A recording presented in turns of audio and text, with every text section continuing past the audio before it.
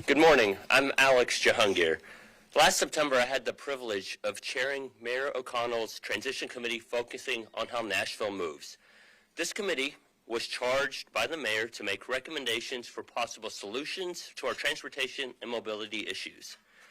I really appreciate the mayor's and his team's priority that they have put on this issue since that time. And I'm honored to introduce the mayor this morning as he continues his commitment to this cause. Mr. Mayor, I have to tell you, I rode the number 7 bus here today, and I really look forward to having you work with everyone to make this opportunity open to everyone moving forward, as it was a really great experience.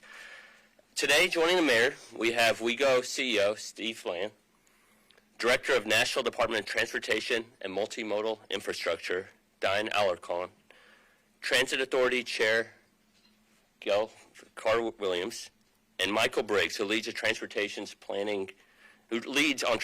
planning in the mayor's office. With that, I'm honored to introduce Mayor O'Connell. Thank you. All right. Thank you, Dr. Jahangir. We hope you took advantage of your WeGo ride opportunity through VUMC when you rode. Also delighted to be joined by Vice Mayor Angie Henderson, Councilmember Jacob Coopin, Councilmember Jordan Huffman, and Councilmember Sean Parker. And, of course, everybody we're gathered with here today who have led on conversations around how we move around the city. So today, I am excited to announce my intention to have a transportation improvement program on the ballot in November. Right after taking office, to Alex's point, we started a transition process with 3 resident-led committees. I asked one of those 3 committees to consider how Nashville moves. One of their top recommendations was to pursue dedicated funding for the city's transportation systems. Since taking office, I've been working with WeGo, with NDOT, and key members of our team, including legal and finance, to determine if it was feasible to offer voters a transit referendum this November.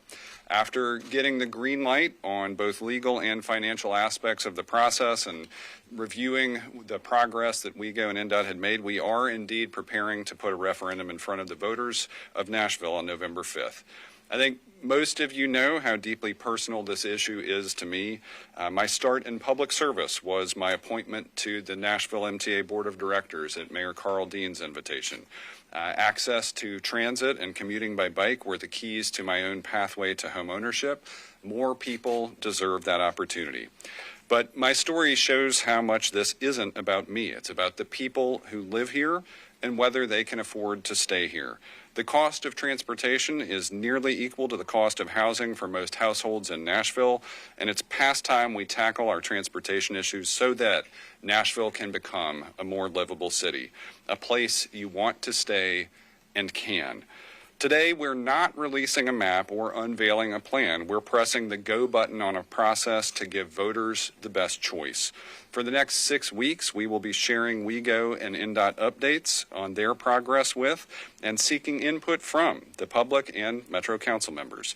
And we'll be working with 2 advisory committees, one technical and one community-based, to finalize a plan that works for Nashville.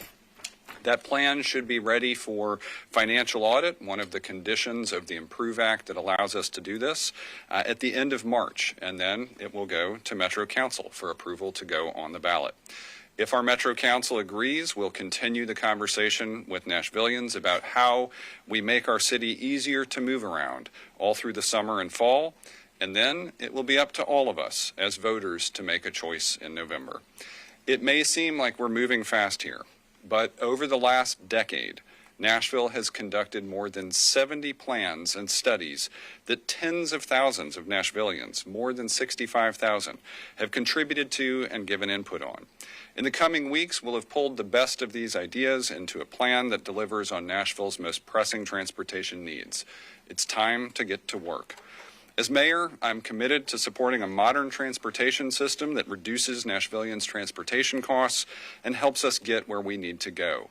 We're calling the Metro Nashville activities supporting this program Choose How You Move, an all-access pass to sidewalks, signals, service, and safety in Nashville. Even without a complete plan today, we can talk about a few reasons why this is worth pursuing. Let's start with the basics.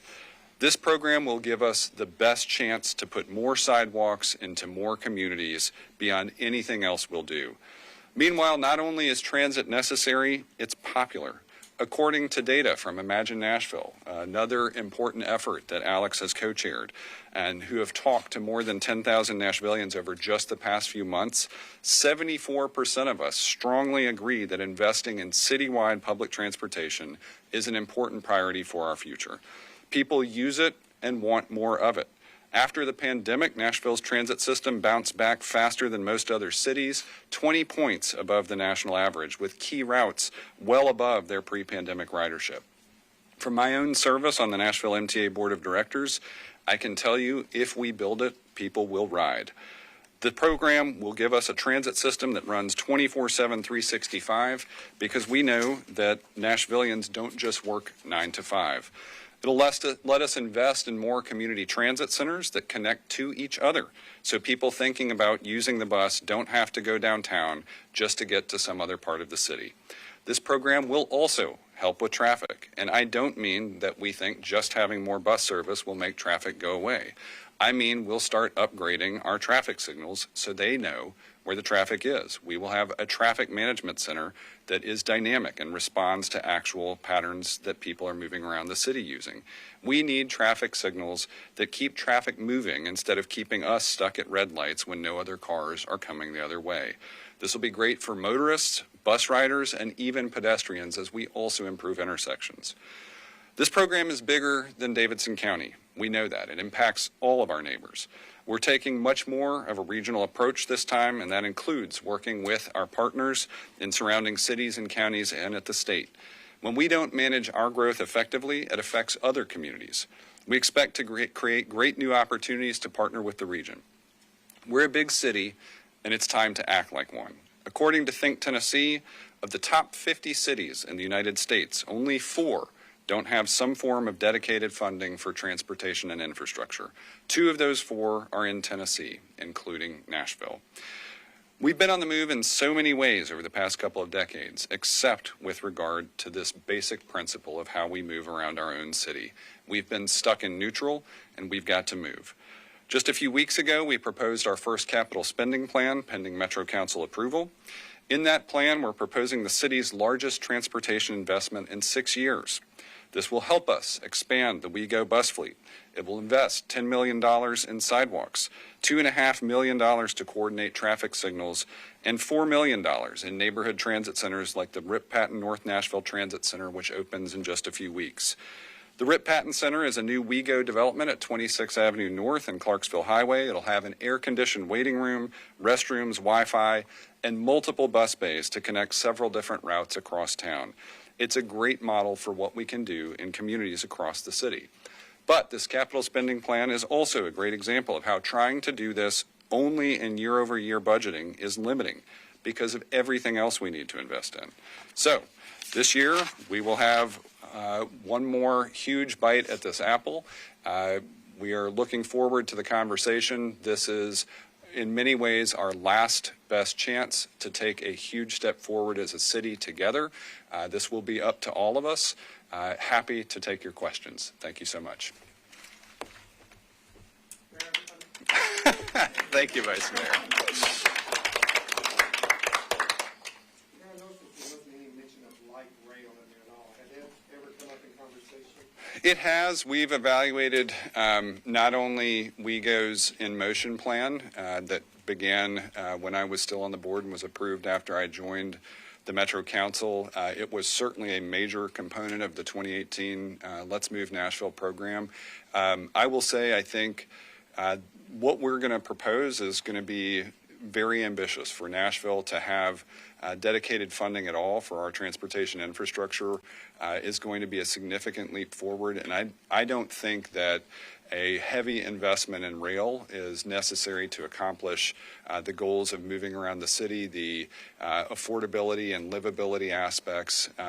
We are not going to foreclose on that as a potential option, but it is not going to be a signature element of the plan. We are going to ask our technical advisory committee and community advisory committee, as well as council members, for some recommendations along those lines. I think we're looking at key corridors, and we will be looking at trade-offs, but right now that's not a major trade-off. We're asking people to invest heavily in light rail at the expense of some other opportunities.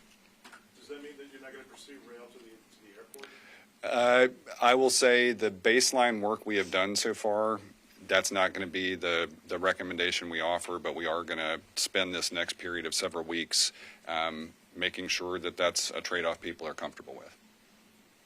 What I will say, though, is it is absolutely a priority that we offer high-capacity access to and from the airport. Yeah. Why do you want voters to decide this year? I think, so a few things. Over the course of a citywide conversation involving multiple candidates, the conversation about dedicated funding has come up over and over again. If you look at the rate at which cities have done this historically, you tend to see about 6 years between choices and coming back. We think we have not only learned key lessons from 2018, we think this has animated things. We think the Imagine Nashville data show this is something that is both urgent and popular, and we think it's the right time to link the work of the transition committee as quickly as possible to the work of the city. Stephen. How'd you come up with the committee members? Again, looking over the input we've received, those 70 plans, 65,000 people, looking at various coalition members that have been a part of this, my own experience in advocacy, we tried to choose a broad representation of the city, both geographically, demographically. We wanted to have diversity. We wanted to have multiple perspectives involved. We chose a two-committee approach in part because we know we want some people that have a lot of technical expertise to be involved so that we can reconcile community preferences with real technical elements. The Improve Act process means that you have to have finance and planning elements audited and approved by the comptroller. So we want to make sure that the work that WEGO and NDOT have done, the planning processes that have played out over the years get appropriately vetted by the community, and that we're addressing everything that we think has come in over that decade. Yeah. A lot of taxpayers will want to know, will my taxes go up between Nissan Stadium, this big transit plan? Can you talk about funding? Sure. So the Improve Act offers several opportunities for pursuing revenue, usually in the form of surcharges. One of the things that has taken a while is making sure that as we reconcile the options with the funding, that we know what's going to be there. But the whole point of asking voters is to say, here is the plan, here are the returns on the investment that we hope you'll make, and we are inviting everybody to participate in that conversation about making an investment at all.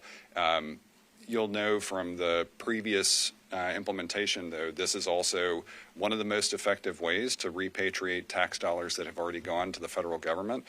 When we have predictable and reliable dedicated funding for transportation infrastructure, it makes it much easier to go pursue returning federal dollars. That all eases pressure on our general fund, meaning that we free up other capital and operating. So we're trying to do this as fiscally responsibly as we can. Quick follow-up question. Yep. So Megan Barry's plan failed. Why do you think or hope this plan will pass? Well, unfortunately, one of the biggest issues there, I think, became a trust factor. Sadly, Mayor Barry was not in office by the time the plan was on the ballot. That was a result of unusual circumstances at that time. I think that loss in confidence. We've got that great history of a decade of transportation planning. We're trying to eliminate the element of surprise here. This plan will not have $1 billion tunnel under downtown in it. It will not include investments in rail-based transit service that we think is there. This, again, is that focus on sidewalks, signals, safety, and service. And I think that's where we're going to pick up a lot of popular support. I will say, too, in that period of 6 years, we have only watched, including in Imagine Nashville and other sets of data that are out there, transit has only become more popular and the need for it has only become more urgent. I saw a hand over here. Was that Peyton? Yeah, it was similar, why do you believe the public's opinion has changed since then when the majority voted it down? So we see elements of the previous planning process that I think departed somewhat from community expectations at that time, but we've also just seen steady and sharp increases in popularity and demand for improvements. And I think if we show a plan that's based on fundamentals, things that we know are, yes, ambitious, but also realistic, that if we maintain conservative forecasts and responsible implementation details, I think that people will want to choose the opportunity to have more sidewalks in their neighborhoods. I think people will want to choose to have a smarter traffic grid. I think people will ultimately want to choose to be able to do what Alex did today. He came downtown, but I think as we launch Rip Patton and a new crosstown route on Trinity, it's going to showcase how easy people can move around the city without having to come into downtown. Yeah.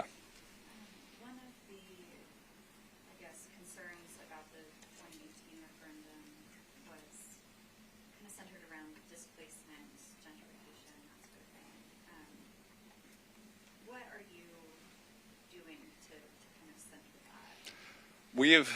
Yeah, great question, Cassie. We know that previously there was a task force on affordability and transit. We've also reviewed that work.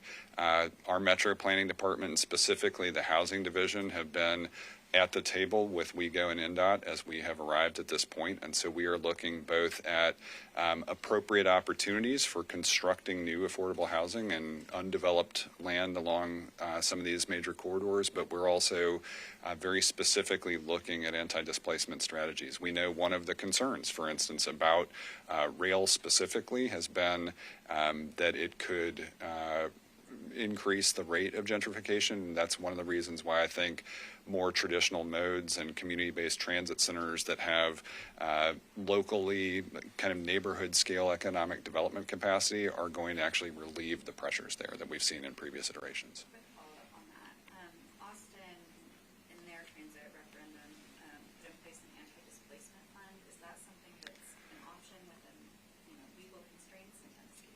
We can't very likely do that under the Improve Act, but we're aware of that and we'll figure out could we do something similar. But I will say we just got a catalyst fund off the ground that should help with some mitigation there. We have, over the past several years, made an unprecedented series of investments in the Barnes Fund, and we think that those two funds, between them, eviction assistance, ongoing funding there, we are really trying to look at a comprehensive toolkit for affordable housing, just as we expect this plan to offer a comprehensive toolkit for moving affordably. Steve? Mayor? Oh, hang on. I got Steve up here, and then I'll come back to you. Both a bunch of your advisors and other people like Think Tennessee have said doing this in a November election cycle as opposed to May from the previous one gives you a better electorate. Do you think do you agree with that? And is that why you're aiming this at November 2024? I agree with it, but I also think this is coming back to Adam's question. There's a lot of direct steps that have taken place here, right? We just came out of an election where both in the general election and the runoff, there was a lot of commitment to dedicated funding. I think it has remained a part of the conversation. And I think being able to act quickly on the transition committee's recommendations combined with that Imagine Nashville data set, frankly, delaying actually makes the problem worse. And if we look at other opportunities across the term, we know that we've got to get started on some of these things that take longer to get going. I'd rather be able to showcase by the time the Titan Stadium opens that we are allowing East Nashvillians to have better access to the city, including on game and event days. That increases in probability if we get this done starting this November. Yeah.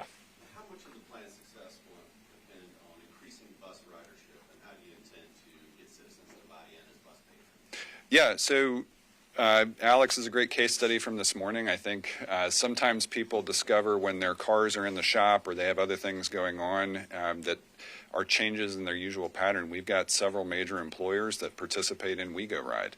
I use it I've got the Quick Ticket app on my phone, and so if I'm going to hop on a bus, I don't even have to worry about a fare. I just have to scan as soon as I hop on. I think we do want to continue over the course of this year celebrating those kinds of programs where people can already ride without their fares. We just launched a program at all 4 of our HBCUs to give students, faculty, and staff there that same level of engagement.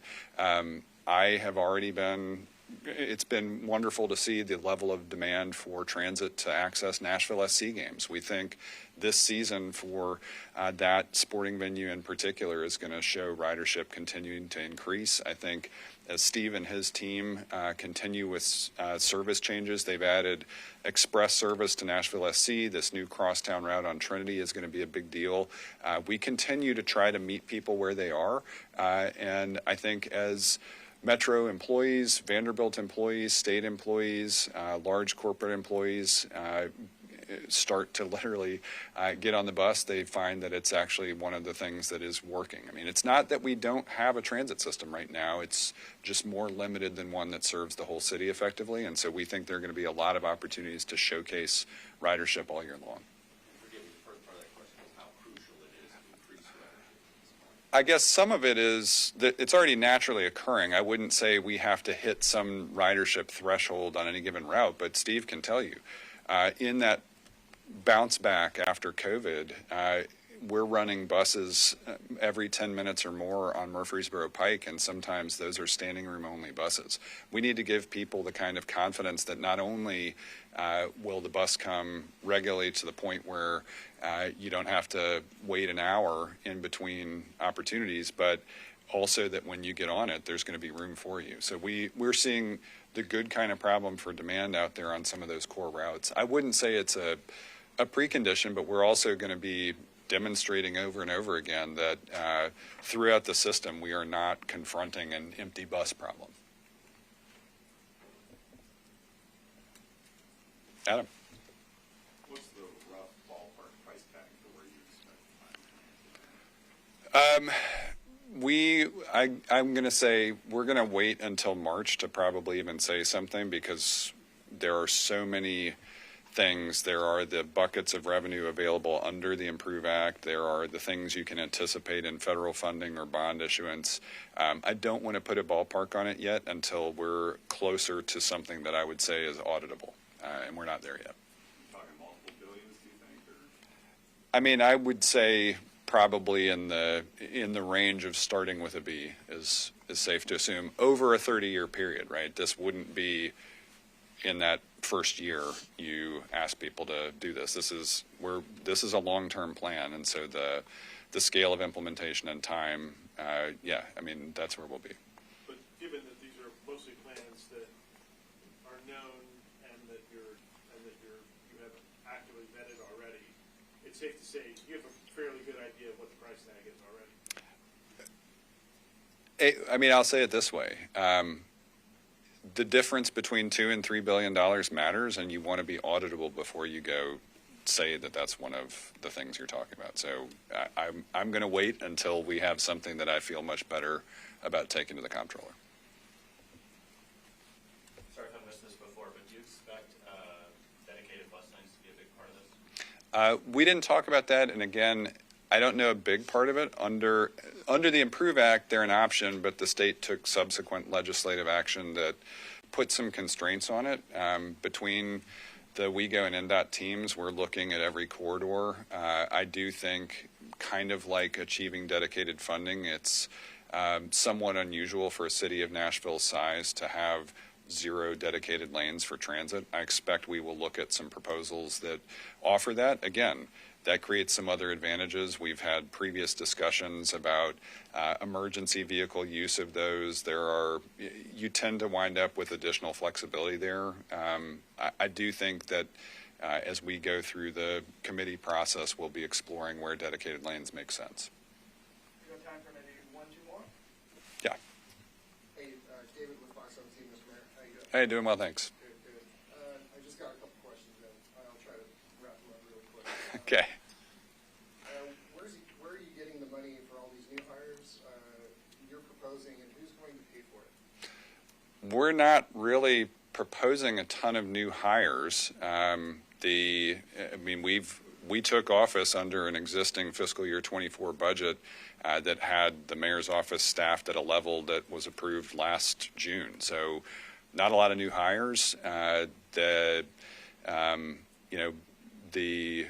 money to come for the program is going to be a part of what we ask voters to vote on. And at that point, you'll obviously see if we choose to increase levels of service, what voters invest in will allow for more bus operators and more traffic management center staff, better signals, all those things. Great. Quick follow-up. Do you think Nashville taxpayers would rather have property taxes reduced than add more people to the city budget? I don't know the answer to that question, but every single year the Metro Council and the mayor's office together recommend a budget. We are not proposing a property tax rate increase for FY25. Yep. Eli. I know you don't have a lot of specifics today. You're announcing that there will be a plan in greater detail around the end of March. Yep. So what exactly happens over the next 6 weeks between now and then? Yeah, so I guess the 3 biggest things are we're reaching out to all 40 council members. I've met with 38 already to kind of just talk about the term as a whole, but now we'll be doing deep dives with, well, at least we'll be inviting all 40 council members to participate in deep dives with our transportation planning team. And then similarly, I'll go from here actually over to kick off the first meeting of the Community Advisory Committee. And then those 2 committees will also be working over the next 6 weeks. I'm sure we will have meetings with neighborhood associations, various community organizations, and the hope is we come back and have enough material there that we get feedback so we can adjust based on where our financial outlook is, where the baseline of work that's already been done for WEGO and NDOT are, and then we will have something, again, that's auditable and we can talk about the final dollar figures and plan. You're putting the bulk of that responsibility in the Community Advisory Committee and the Technical Advisory Committee? Well, and certainly WEGO and NDOT staff and our transportation planning staff. I mean, we are going to be supporting all of those processes, but I will also say a bulk of that responsibility got digested in advance in a decade's worth of plans and community input. All right, thanks, everybody. Thank you all.